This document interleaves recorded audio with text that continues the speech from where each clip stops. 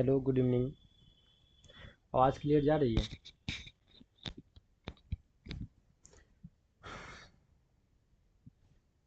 Sound अगर clear जा रही है तो मैसेज कर दीजिए कि हाँ आ रही है। कोई प्रॉब्लम है तो मैसेज कर सकते हैं।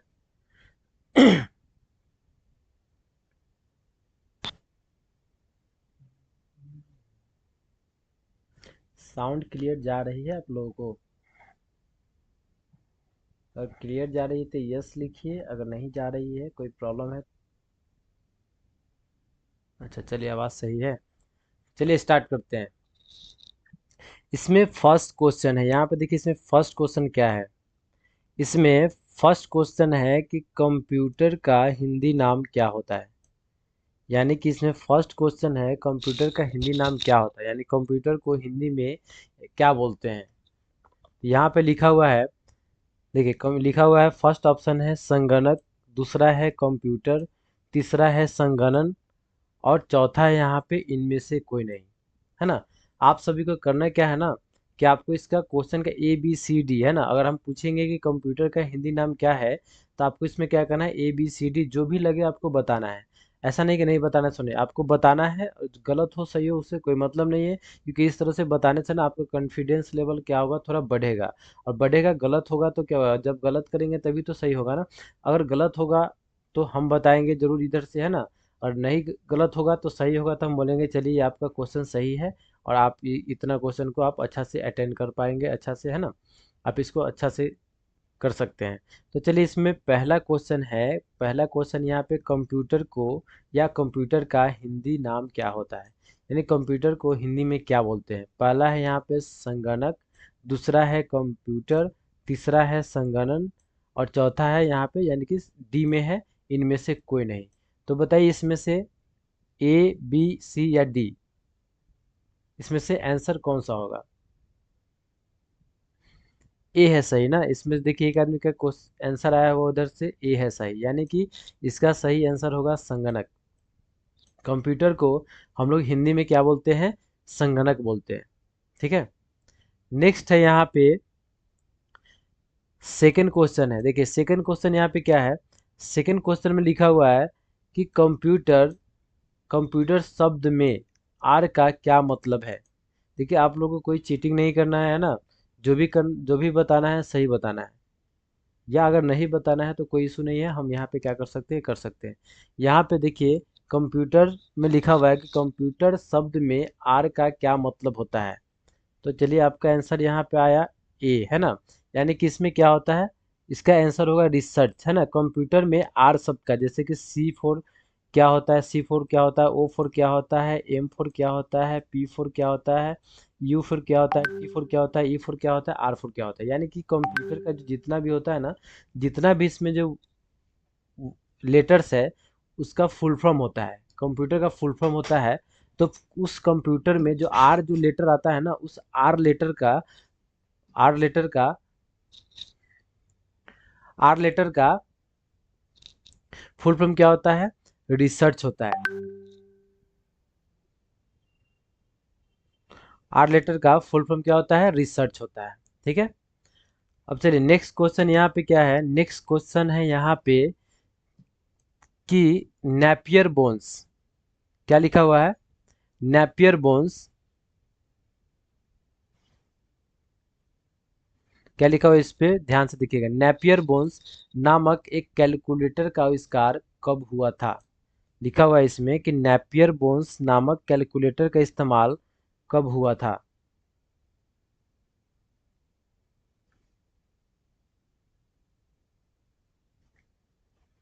नेपियर बोन्स नामक कैलकुलेटर का इस्तेमाल कब हुआ था।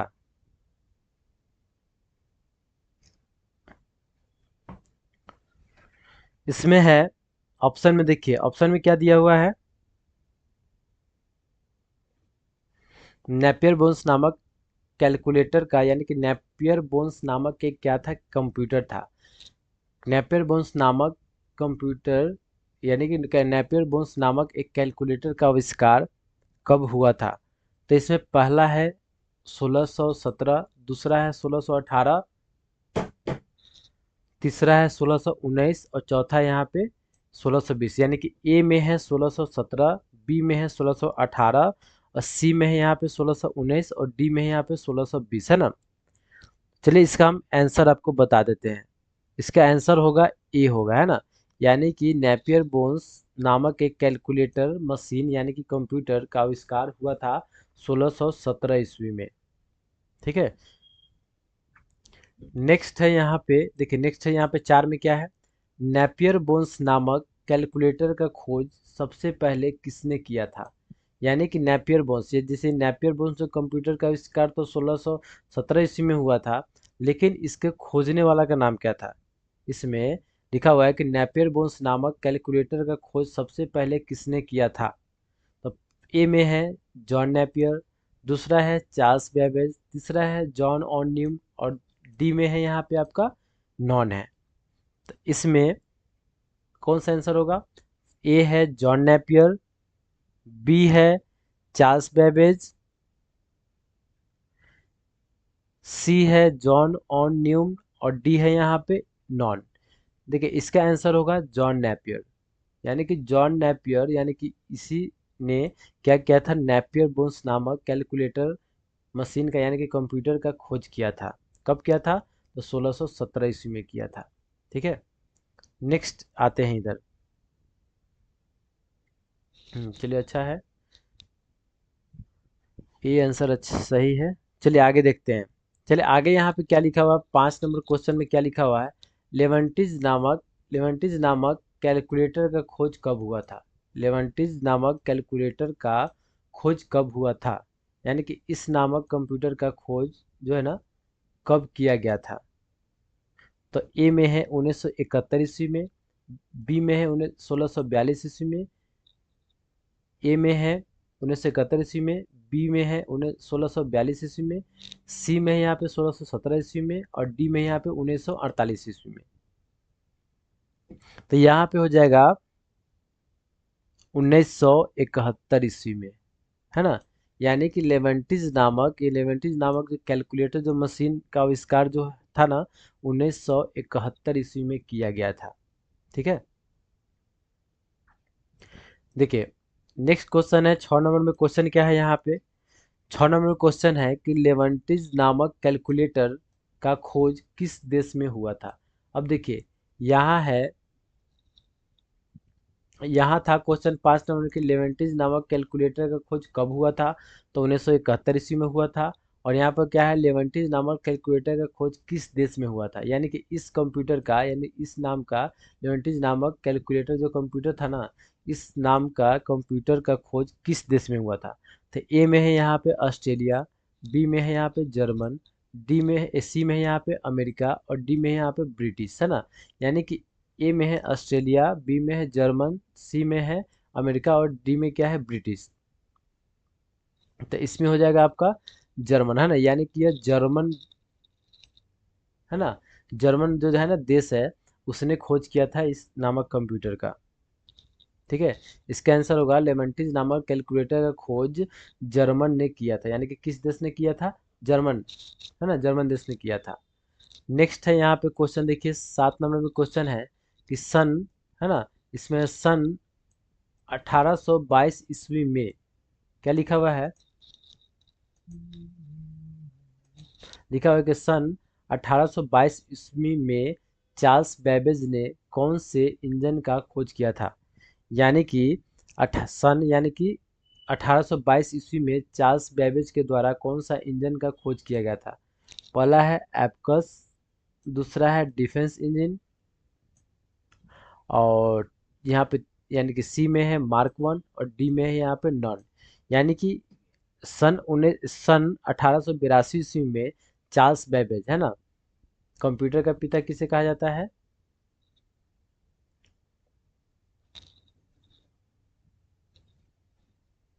बताइए कंप्यूटर का पिता किसे कहा जाता है।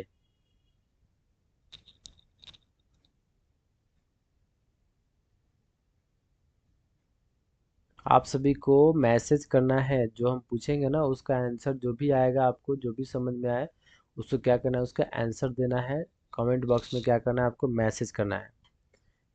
कंप्यूटर का पिता किसे कहा जाता है। ऐसे चार्ल्स बेबेज को कहा जाता है ना। चलिए यहाँ पे लिखा हुआ है वही कि सन 1822 ईस्वी में चार्ल्स बेबेज ने कौन से इंजन का खोज किया था, यानी कि 1822 ईस्वी में चार्ल्स बेबेज ने किस कंप्यूटर का, यानी कि किस इंजन, यानी कि किस कंप्यूटर का खोज किया था। तो पहला है यहाँ पे एबकॉस, दूसरा है डिफेंस इंजन, ये डिफेंस है, तीसरा है यहाँ पे मार्क वन, और चौथा यहाँ पे क्या है, नॉन है ना। तो इसमें हो जाएगा डिफेंस, यानी कि डिफेंस इंजन नामक के क्या था, कंप्यूटर था ना। डिफेंस यहाँ पे हो गया और इंजन यहाँ पे हो गया, दोनों मिला के क्या हो जाएगा, डिफेंस इंजन हो जाएगा। यानी कि डिफेंस इंजन नामक कंप्यूटर का खोज किया था चार्ल्स, क्या बोलते हैं, चार्ल्स बेबेज ने 1822 ईस्वी में।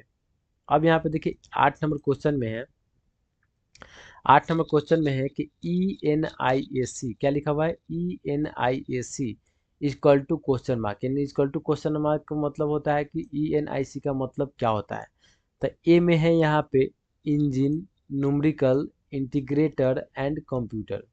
क्या है ए में, कि engine, numerical, integrator and computer. B में है यहाँ पे electronic, numerical, integrator and computer. C में है यहाँ पे engine, numerical, integrator, sorry international and computer. और डी में है यहाँ पे electronic, numerical, integrator and common. यानी कि इसका फुल फॉर्म क्या होता है,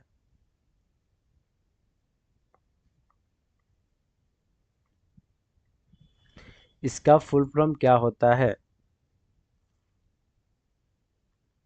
इंजन, न्यूमेरिकल, इंटीग्रेटर, कंप्यूटर, ये नहीं होगा। ENIAC का फुल फॉर्म होता है इलेक्ट्रॉनिक, क्या होता है, ENIAC का फुल फॉर्म होता है electronic, numerical, integrator and computer, है ना। ये होता है इसका फुल फॉर्म, क्या होता है, electronic, numerical, integrator and computer, ये होता है इसका फॉर्म।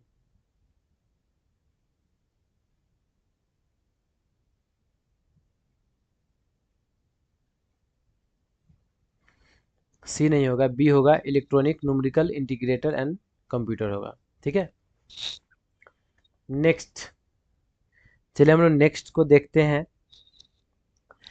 नेक्स्ट को देखिए, यहाँ पे 9 में देखते हैं ना, 9 में देखते हैं कि ENIAC, यानी कि ENIAC नामक कंप्यूटर कब आया था, यानी कि ENIAC नामक कंप्यूटर कब आया था।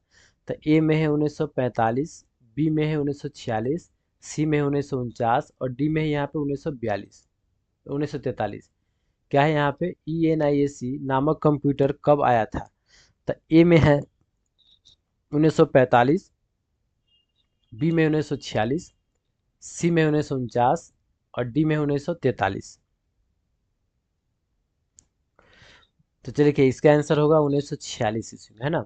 ENIAC नामक कंप्यूटर जो था ना 1946 ईस्वी में आया था। चलिए नेक्स्ट है यहाँ पे 10 नंबर में, है ना। 10 नंबर में नेक्स्ट क्या है कि EDSAC equal to question mark, कर रहा है कि EDSAC का फुल फॉर्म क्या होगा, इसका मतलब क्या होगा। तो ए में लिखा हुआ है electronic delay storage automatic circuit, B में हो जाएगा electronic delay storage automatic calculator, C में हो जाएगा electronic delay small automatic calculator, या इसमें डी में हो जाएगा नन। यानी कि EDSAC का फुल फॉर्म क्या होगा। तो ए में लिखा हुआ है कि electronic delay storage automatic circuit, B में लिखा हुआ है कि electronic delay storage automatic calculator, और सी में लिखा हुआ है कि electronic delay small automatic calculator, और डी में लिखा हुआ है नॉन लिखा हुआ है। देखिए इसका आंसर होगा electronic delay storage automatic calculator, इसका आंसर होगा बी, इसका आंसर होगा बी, है ना। इसका आंसर होगा बी, यानी कि electronic delay storage automatic calculator, इसका आंसर होगा बी। चलिए नेक्स्ट क्वेश्चन की ओर हम लोग बढ़ते हैं। इसमें 11 नंबर क्वेश्चन में क्या लिखा हुआ है, देखिए 11 नंबर क्वेश्चन में लिखा हुआ है कि EDVAC, क्या लिखा हुआ है, EDVAC नामक कंप्यूटर कब विकसित किया गया था।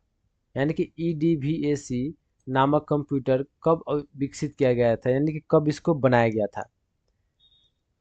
देखिए इसमें लिखा हुआ है, ऑप्शन ए में है 1949, ऑप्शन बी में है 1951, ऑप्शन सी में है 1950, ऑप्शन डी में है 1952।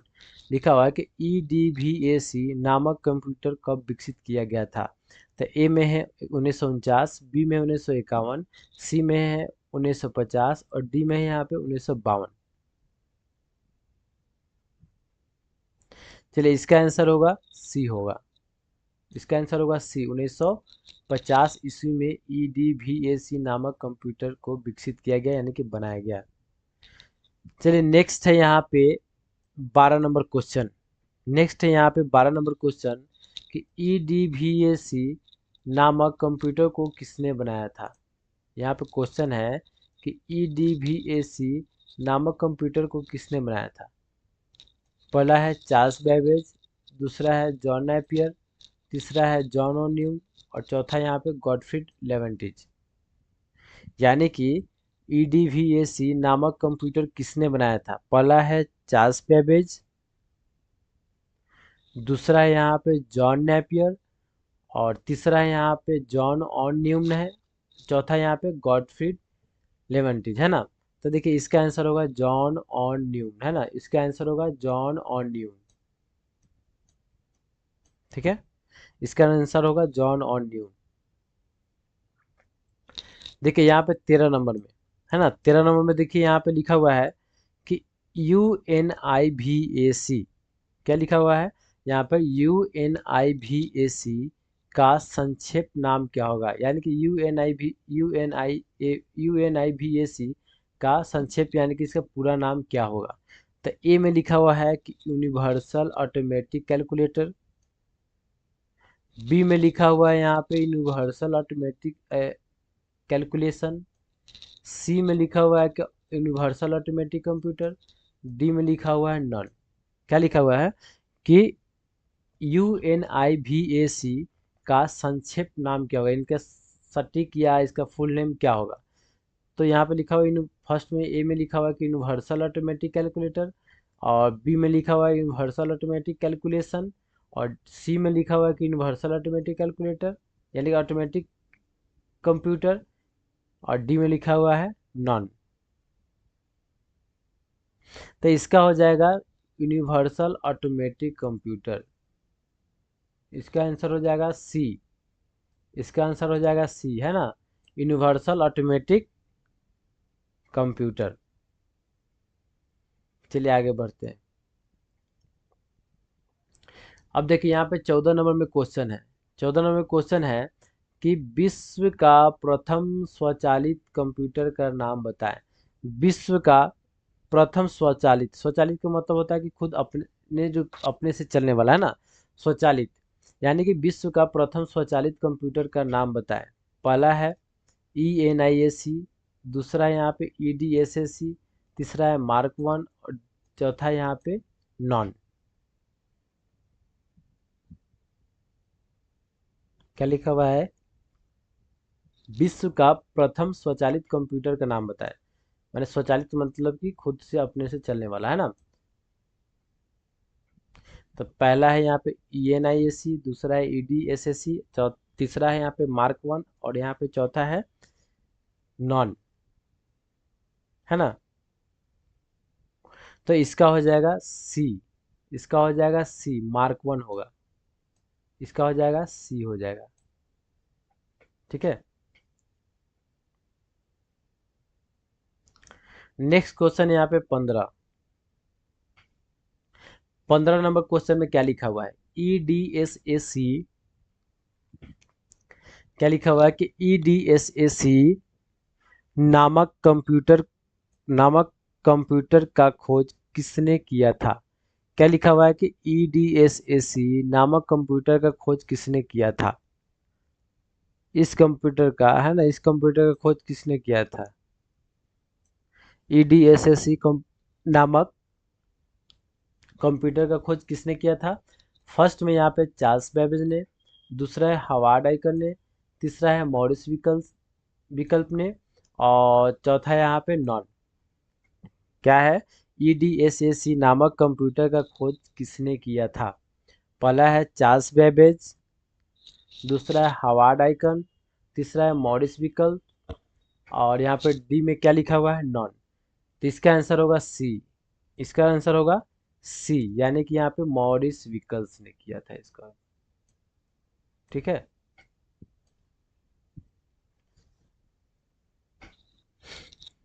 तो चलिए नेक्स्ट क्वेश्चन देखते हैं। 16 नंबर क्वेश्चन। इसमें देखिए लिखा गया है कि सामान्य, क्या लिखा हुआ? सामान्य उद्देश्य के लिए प्रयोग किए जाने वाले प्रथम इलेक्ट्रॉनिक कंप्यूटर का क्या नाम है? क्या है? सामान्य उद्देश्य के लिए प्रयोग किए जाने वाले इलेक्ट्रॉनिक कंप्यूटर का क्या नाम है?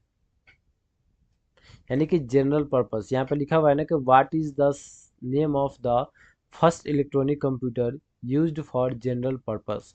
यानी कि सामान्य रूप से, है ना, सामान्य उद्देश्य से या उद्देश्य के लिए प्रयोग किए जाने वाले प्रथम कंप्यूटर का नाम क्या है? तो यहाँ पे फर्स्ट में है EDVAC, सेकेंड में यानी कि बी में क्या है? EDSAC, सी में क्या है? ENIAC, और डी में क्या है? UNIVAC। सामान्य यानी कि सामान्य उद्देश्य के लिए प्रयोग किए जाने वाले प्रथम इलेक्ट्रॉनिक कंप्यूटर का क्या नाम है? तो इसमें हो जाएगा,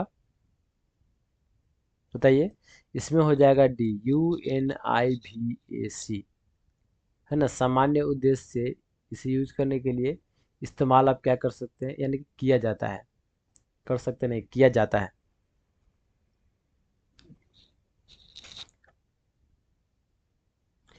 उसके बाद देखिए यहाँ पे 17 में क्या लिखा हुआ है कि UNIVAC नामक कंप्यूटर को कब विकसित किया गया था? क्या लिखा हुआ है कि UNIVAC नामक कंप्यूटर को कब विकसित किया गया था?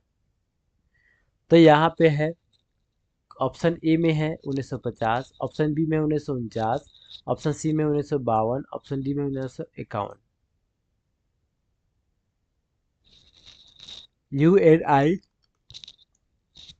UNIVAC नामक कंप्यूटर को कब विकसित किया गया था? तो फर्स्ट में है यहाँ पे, ऑप्शन फर्स्ट है 1950, सेकेंड में 1949, थर्ड में है 1952, और फोर्थ में यहाँ पे क्या? 1951। तो इसका आंसर हो जाएगा डी, है ना। इसका आंसर हो जाएगा डी, 1951 में।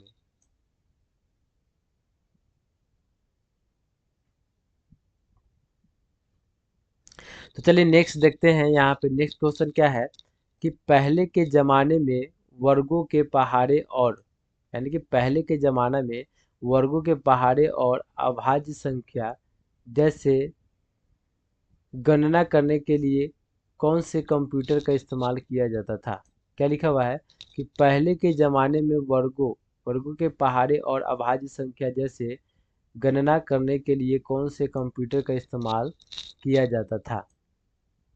तो यहाँ पे है, फर्स्ट ऑप्शन है EDVAC, सेकेंड में यहाँ पे ENIAC, थर्ड में यहाँ पे मार्क वन, और फोर्थ में है EDVAC।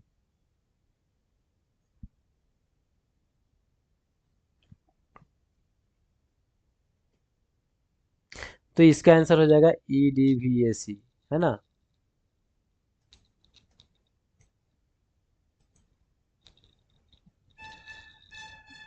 इसका आंसर हो जाएगा डी।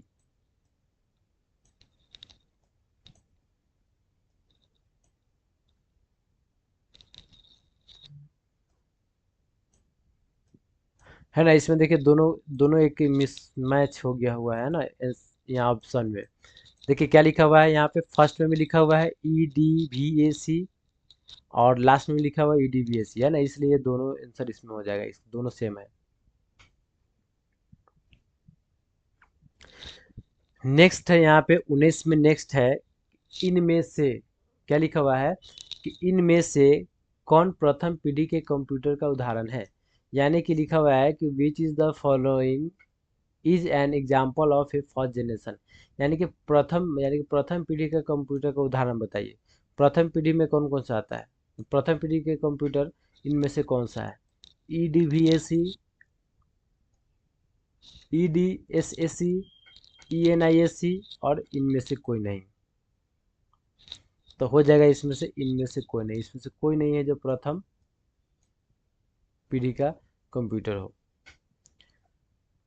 अब देखिए यहाँ पर क्या लिखा हुआ, 20 में लिखा हुआ है कि प्रथम पीढ़ी लगभग कब से कब तक चल चला था।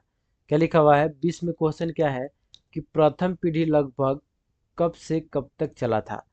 तो यहाँ पे है, ऑप्शन ए में है 1956 से 1964, बी में 1964 से 1971, सी में 1971 से 1985, और डी में यहाँ पे 1946 से 1956।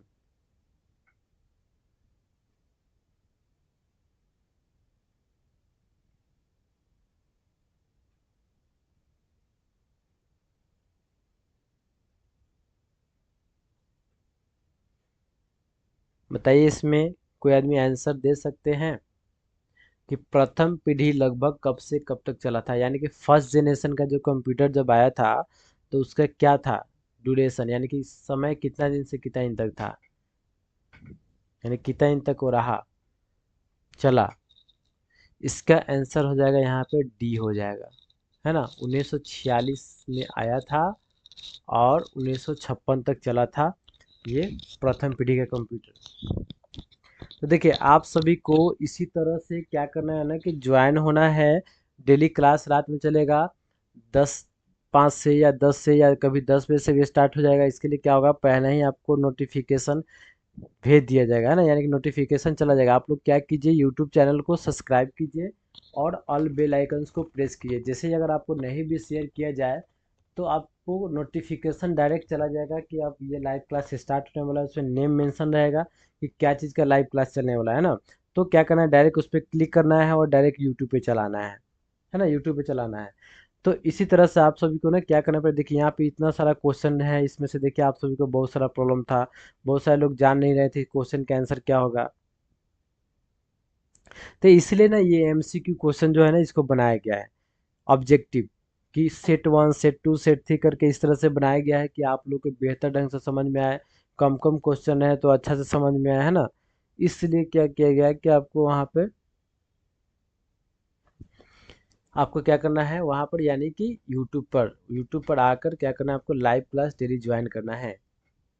और आप बेहतर ढंग से ऑब्जेक्टिव को कवर करना चाहते हैं तो, है ना, जो कि यहाँ पे इस पे ये सब इसलिए करवाया जा रहा है क्योंकि क्वेश्चन देखिए, कंप्यूटर का क्वेश्चन का कोई ये लिमिट नहीं है कितना क्वेश्चन ऑब्जेक्टिव बन सकता है, लेकिन आपको सटीक सिलेबस के अकॉर्डिंग, बेल्ट्रॉन का सिलेबस के अकॉर्डिंग आपको क्या करवाया जाएगा, इस तरह से ऑब्जेक्टिव क्वेश्चन को इस पर दिया जा रहा है क्रिएट करके, कि आप देखिए सभी के बारे में जानिए कि जब एग्जाम हॉल में जाए एग्जाम देने तो आपको कोई समस्या वहाँ पे नहीं हो, है ना। तो इसलिए, तो चलिए आज का क्लास यहीं तक रहा। आप सभी को